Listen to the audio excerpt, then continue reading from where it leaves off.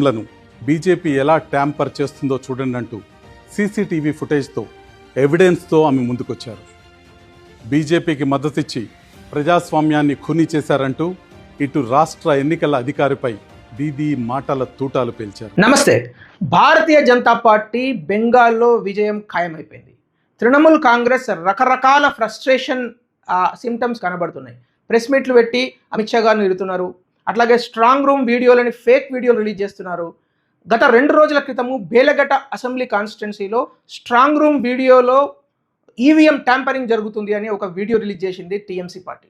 కానీ అది fake video. ఎందుకంటే నేను కూడా ఎలక్షన్ ఏజెంట్గా పనిచేశాను.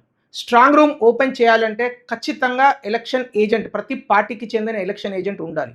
రెండోది, అక్కడ జరిగిన విషయం ఏంది, అది కేవలం పోస్టల్ బ్యాలెట్ను సెగ్రిగేట్ చేసే ప్రయత్నం. అంటే డబ్బాలలో పోస్టల్ బ్యాలెట్స్ వస్తే అవన్నీ ఒక డబ్బాలో వేసి, రకరకాల పోలింగ్ బూత్ల నుంచి వస్తే అది ఒక పెద్ద బాక్స్లో వేసే ఒక ప్రాసెస్ జరుగుతుంది. అది ఖచ్చితంగా ప్రతి అసెంబ్లీ కాన్స్టిట్యున్సీలో జరుగుతుంది.